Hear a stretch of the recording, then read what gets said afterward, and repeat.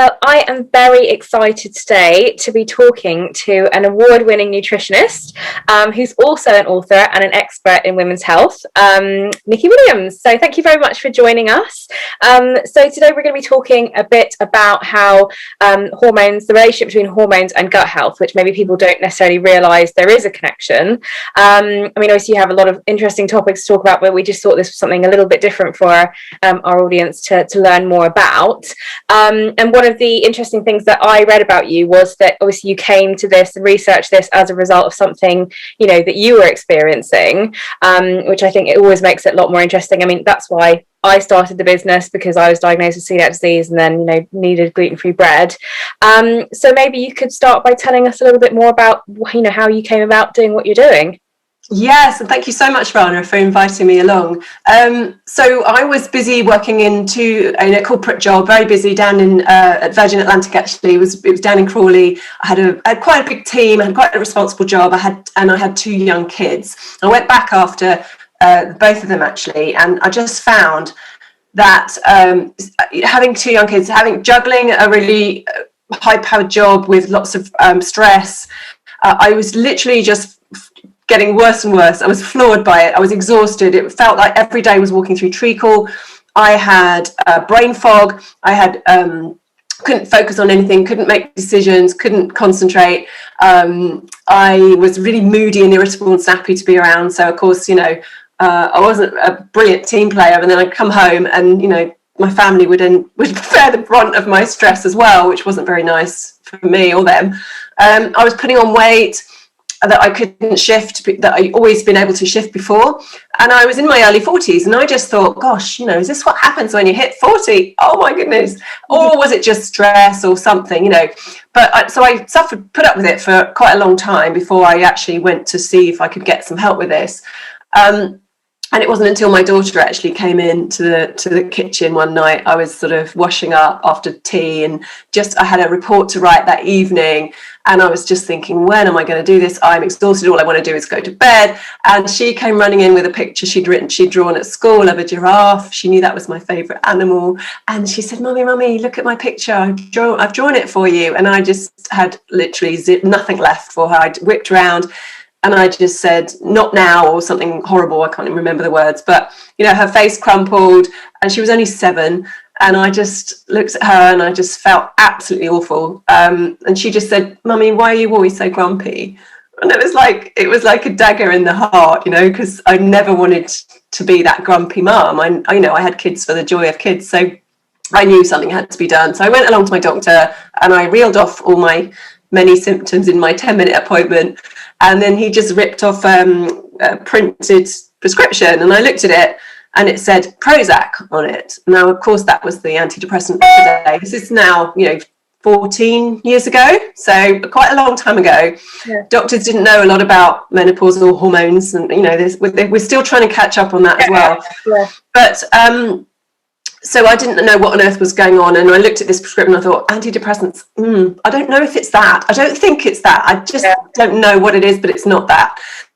So I'm lucky enough to have my dad in my life. He's retired now, but he was a doctor specialising in hormone health. And I didn't really know what that was at the time because I didn't know anything about my hormones. Yeah. And he said, no, Nick, it's not depression. It'll be your hormones. You're in perimenopause. And I said, I'm in what? What are you talking about? You just said the word menopause. What is perimenopause anyway? And that's the first time I'd ever heard it. And he explained to me that it can start in your mid-30s. Well, who knew that? And then all the symptoms, and which of all of them I kind of had. So I still didn't really believe him. So he got me tested and all my hormones were completely out. Yeah. From cortisol to thyroid to estrogen, progesterone. They were all over the place. And suddenly I realised that these things called hormones were quite important. They weren't just about, you know, puberty, pregnancy, your cycle. They were, in fact, you know, when I actually went on to study them, because actually what he told me changed my life, actually, because I suddenly got very, very interested in the body and what it was going through and what my body was going through. But, you know, all the stuff we've never been taught about. And the more I learned about it, and what we need to do to balance our hormones and actually look after ourselves, the more fascinated I got, and I just got really geeky about it all. And this is for me, this is what I've been missing. I love this stuff. Yeah. And that's when I gave up my corporate career and went back to college and studied nutrition for the next 4 years and came out of it. So that was in 2014. So since then, I've been working with women, educating and empowering them to make the right choices for their hormones. Because again, I don't think that much has changed in the last 14 years in terms of our knowledge and, you know, what we know about ourselves and how to kind of control that and balance things. So that's sort of, you know, very quick story. It's really interesting, actually, because I think sometimes if you do feel rubbish and you felt rubbish for a really long time, you just accept that that's the way you feel. And I think a lot of people have that, where you just think, oh, I'm just tired all the time. I'm just tired, or you know, I'm miserable, or whatever it is. Having gut problems, you just get so used to feeling that way, you don't realize that there's a problem until, like you said, something makes you click and goes, no, this is definitely not right. And we've definitely put up with it for way too long, and I think that's just part of who we are as women in a way, because we obviously put everyone else first. You know, we put up with an awful lot happening to us without it becoming a priority. And I'm hoping things are slowly changing in that respect, that women are realizing that actually, if you don't look after yourself, you're no good to anyone else anyway. So we have to put ourselves first and our needs first. Yeah. Because there is no other choice, because of what, you know, otherwise we just become a burden because we get burnt out. So, exactly. You know, the unselfish thing to do is actually to put yourself first. Yeah. And this is very, very this is going to take a long time for women to kind of really, really embed this as part of our psyche, because we've had, you know, many decades, and the whole of history has been pushing women the other way. Yeah, exactly. Well, one of the points that you touched on was a bit, you know, about hormones and people not really necessarily understanding what they actually are and the effect on your body. So maybe you could give us just, obviously it's a very complex subject with a lot, you know, affects every single part of your body, but if you could just give us a kind of quick overview of what a hormone is and how it does affect us. Yeah, and it's so important to know this, because once you know it, you can then understand and then actually have some impact on that. Because without knowing what they do, there's, you know, you're really out of that. There's no way you kind of can have any control. So hormones are essentially our chemical messengers. They run around the body telling the cells what to do. So they're really, really important. They're not just about your reproduction or your monthly cycle. They, in fact, and there's over 100 of them running around the body. So we don't know most of them and what they do, and there's probably more that haven't even been identified. But they are incredibly important, and they're very underestimated. So they regulate everything from how your brain works to your mood, your energy, your metabolism, your digestion, your immune system, your sleep, your mental facilities, everything, your weight, pretty much anything you can think of is regulated or influenced by hormones. So there's not a part of the body that isn't affected when hormones get out of balance. Yeah. So obviously the gut as well then. With major influences on the gut, as the gut has major influences on the hormones. They are completely interconnected. And when we see a lot of women come to us for help with their hormones, I'd say 70% of them have got issues in the gut as well. Whether they have kind of realized that they need to do something about it, because a lot of women say, oh, I've always had that. Yeah, exactly. Well, that doesn't mean it's normal, right? Yeah, exactly. So if you do think you have an issue with your gut, what symptoms are you looking out for with regards to your gut health? Yeah, so you've got the kind of really obvious classic kind of gut symptoms like bloating, gas, you know, belching all the other end, or indigestion, cramps, constipation where you're going less than once a day. So some women may, you know, go once every 2 days. I've spoken to women that go up to 7 or 8 days without passing a bowel movement, which is really, really, really bad, because you're just going to be holding on to all that waste. Also the other end, you know, diarrhea from kind of just loose stools all the way up to very watery. So there's a whole range of digestive issues which seem quite obvious. So you're going to know if your gut's going to not quite working well. But then you've also got these systemic symptoms. So you may be fine with your gut. You may not have any digestive issues at all. Yeah. But there may be other things that the gut is influencing, because there is a direct link from the gut to the brain. So you can get things like headaches or migraines, or sinuses is a big one, eczema, asthma, psoriasis. Those kind of things are often because the gut's not working that well.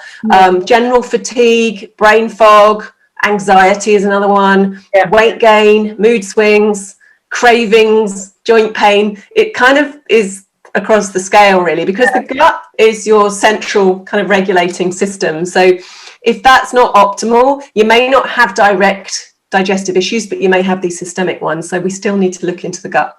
Yeah, God, it's crazy how much the gut affects so much. So if you did have gut problems, how would that then affect your hormones? Right, yes, because the two systems are very much interlinked, as I've said. You can't have one optimal without the other one, really, because there's a lot of things that happen on both sides. So, for instance, your gut massively affects how your hormones work, because of, if you're not absorbing the nutrients you need for your hormones to work properly, then guess what? They're not going to work properly. So your hormones need nutrients to be produced, to be stored, to be transported, to be eliminated. And if your gut isn't providing those nutrients from your diet, or for many other reasons, it could be stress related, could be, your gut lining's not quite working properly, lots of reasons for that. But if you're not getting those nutrients through into the bloodstream, then hormones could be massively affected. Right. So that's one thing. There's a lot of hormone metabolism that goes on in the gut. So things like thyroid hormones get to produce their active hormones in the gut. So of course, if the gut's not doing that very well, then your thyroid can be affected, and that affects the whole body. And of course, estrogen, it's so important that excess estrogen gets eliminated properly through the gut. Otherwise, you've got too much estrogen running around. And of course, that can cause all sorts of problems, from PMS to heavy periods to bloating, water retention, headaches, lots of symptoms from that too. So there's that aspect. You've got things that can regulate your appetite. So hunger hormones are secreted in the gut. Then that controls your appetite. So it either sends a signal to the brain that you're full or you're hungry. And of course, if that gets mixed up, we're going to get all sorts of problems with weight management. Stress, cortisol, the stress hormone, suppresses your digestive function a lot. So, and then digestive issues raise cortisol. So you've got this kind of vicious cycle going on with the stress hormones in the gut. Wow. And then you've got leaky gut, which is your intestinal lining, which is, if not properly intact, can then cause all sorts to go through into the bloodstream, and that can stimulate your immune system and cause autoimmune conditions. Gut bacteria imbalances, the whole microbiome has a huge impact on your cravings, on your carbohydrate metabolism, your fat metabolism, but also your hormone imbalance as well. So lots and lots of things going on in the gut that have a big impact on your hormones. And I have to say that, when you go through hormone changes, particularly things like perimenopause, over 35 into your 40s and 50s, then we see a lot of gut issues getting worse. And that is as a direct correlation between the hormone imbalances and the gut problems. Wow, goodness me. So if you do think you have gut problems, what can you actually do to try and improve them then?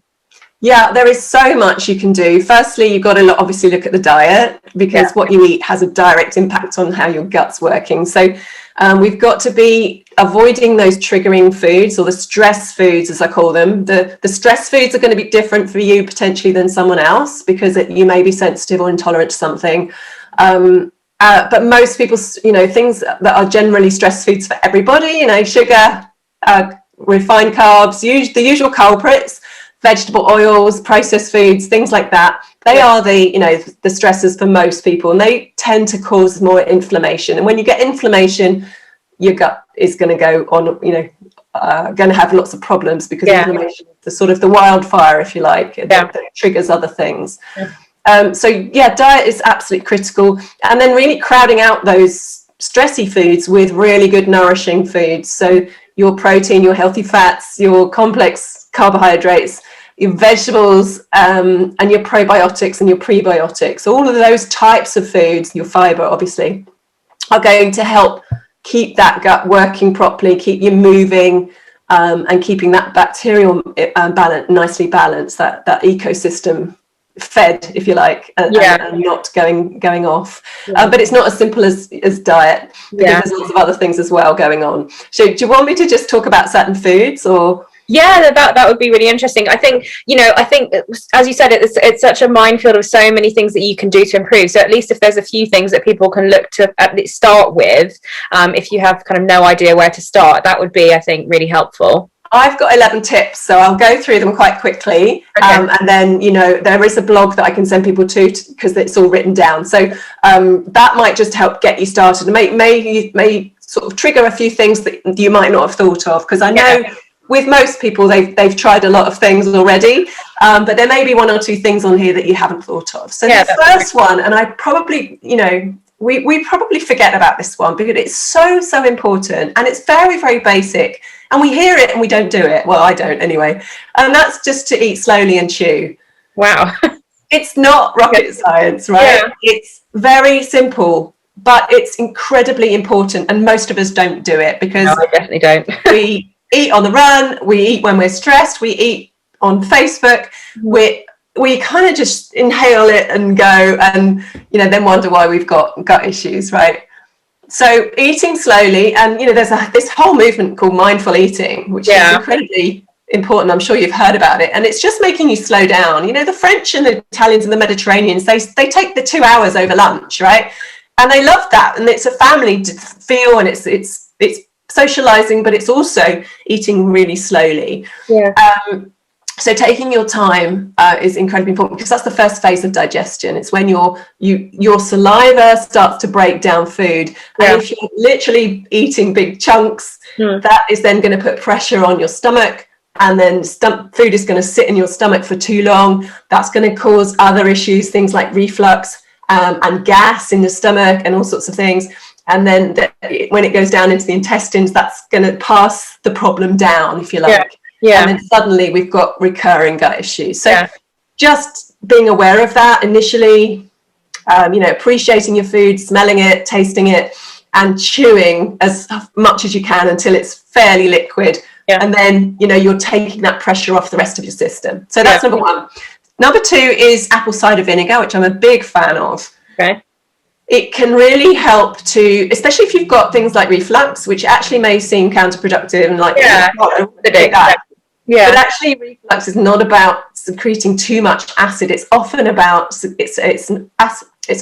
not producing enough acid, because that's what happens as we get older. Okay. So when we don't produce enough acid, the food sits in the stomach for too long. It starts to ferment, and then it affects the esophageal valve from the stomach to the esophagus, and it weakens it, and that's when the acid can go through. So it's actually a good thing to stimulate acid and enzymes, because like I said, we don't get very good at producing those things as we get older. So apple cider vinegar is quite good at doing that. So just a teaspoon, diluted teaspoon, because it's quite strong, before you eat. Okay.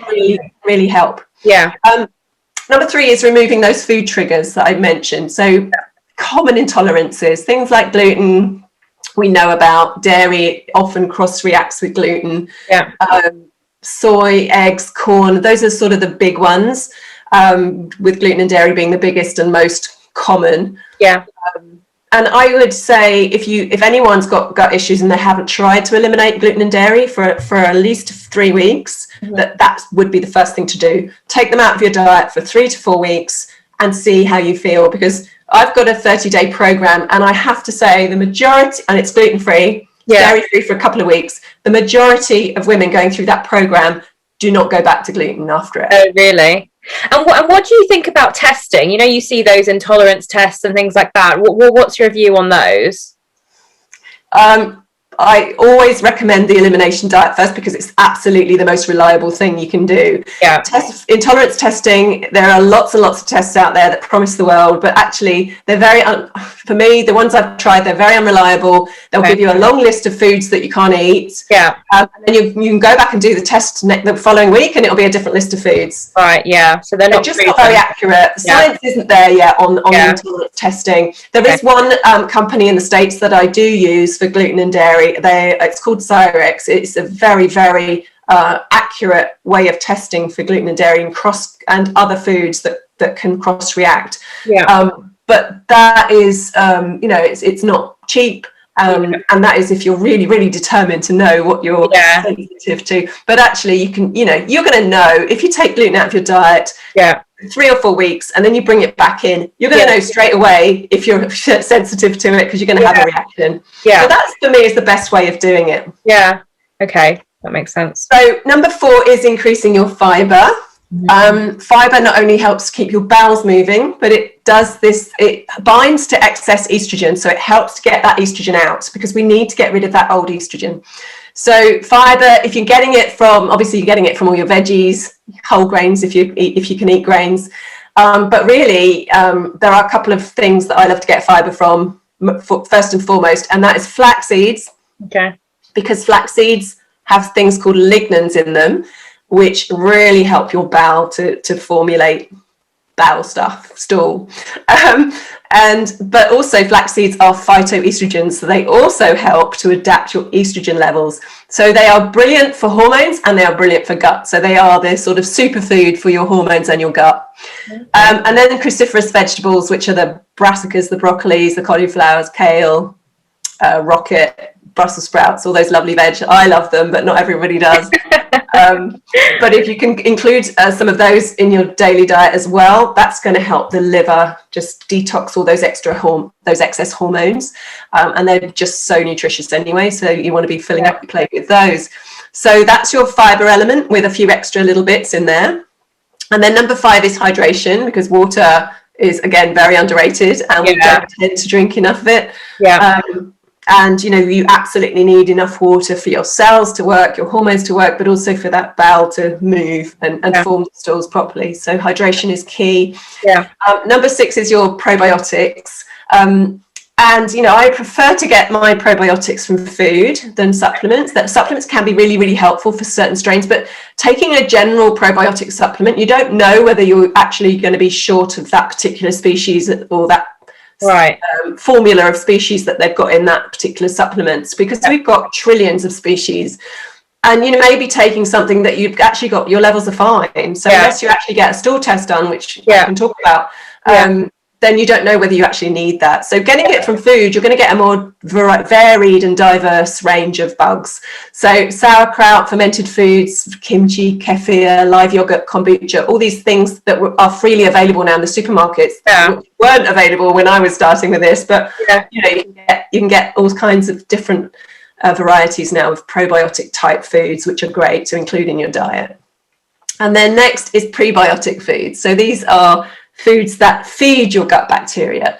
So they're not actually eating the live bacteria, they're eating food that feed your bacteria. So these are things like, these are kind of weird things, like green bananas, for instance. You probably wouldn't want to eat a green banana, but you could throw it in a smoothie. But green bananas have something called resistant starch in them. And this is something that the good bacteria in our bellies absolutely love. They love to eat it, so they are going to flourish on that. So if you think about it in simple terms, carbohydrates and sugars are what feed your bad bacteria and yeast. And then the good bacteria love to eat the fiber and the prebiotics. So green bananas, leeks, onions, garlic, artichokes, asparagus.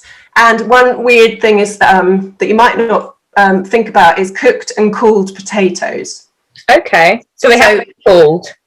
Yes. So yes, they'll have more resistant starch in them when they cool down. So if you think about a potato salad or something like that, you make the potatoes first and then eat them, or like leftover roast potatoes. Who doesn't like those?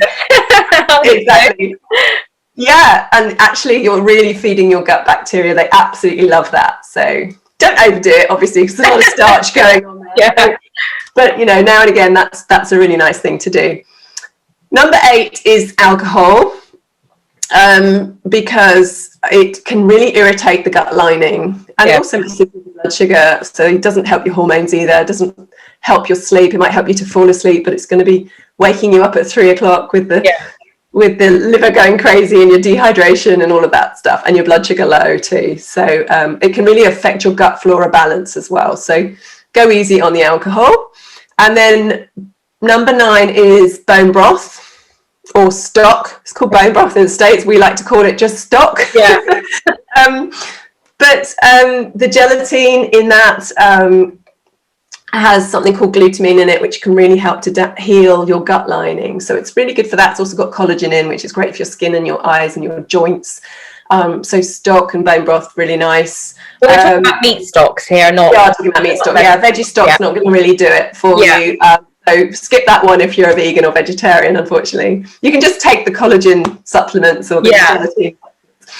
And then the next one is certain supplements coming onto that. So digestive enzymes are really helpful for supporting that initial digestion. So when you eat something, like I said, especially if you're a little bit older, if you're over 40, then the digestive enzymes can really help.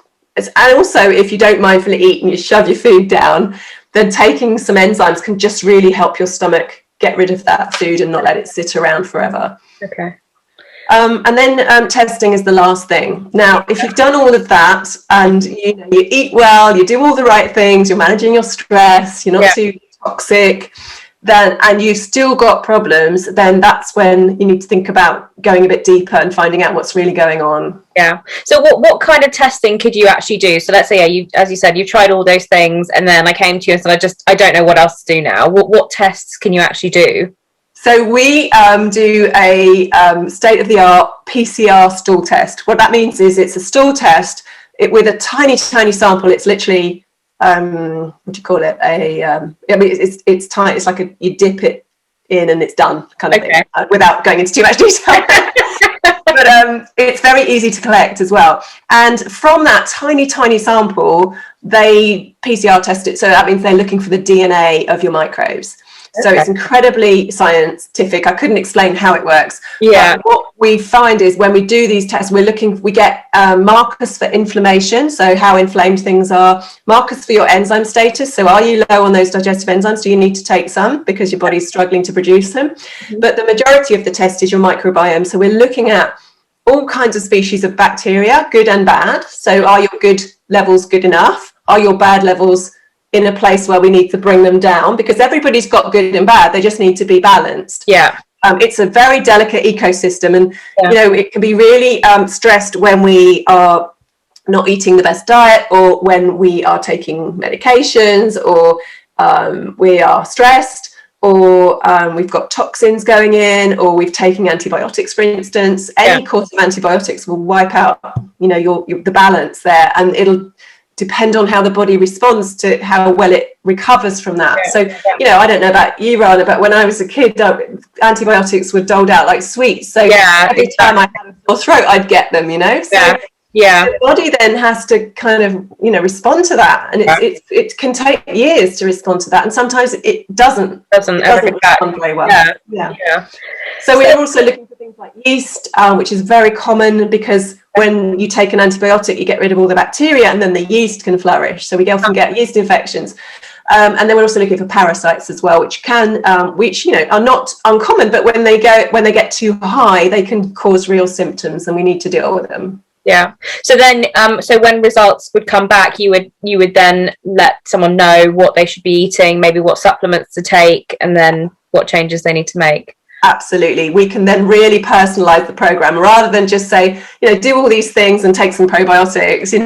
We can actually say, well, we know what's going on. We need, there's inflammation there, so we need to reduce the inflammation. There's lack of enzymes. There's a bacterial infection that we don't know how long it's been there. It could have been there forever, and it just flares up every so often. Or there's an infection causing these symptoms, and things like a yeast infection can make you feel like you're waking up with a hangover every day. Wow. And you think, well, that's just kind of stress, or it's tiredness, or whatever. No, there's a systemic infection going on that's messing with your brain. Yeah. Wow. So it would be really useful then if we could share with everyone how they could get in touch with you if they were interested in they're obviously having issues and they don't know what to do. And then also, if we can share the blog, because not everyone's gonna remember everything. Have a pen and paper there ready. So that would be really great. No problem at all. That would be lovely. Yeah, perfect. Well, thank you so much for your time. I mean, there's been so much information there, and definitely it's really great to also hear, things to start off with that you can do that don't cost you anything either. That to start off and see how you can improve your gut health, and then go from there. So, it's been a pleasure talking to you, Rana. Thank you so much. Thanks so much for your time. Take care.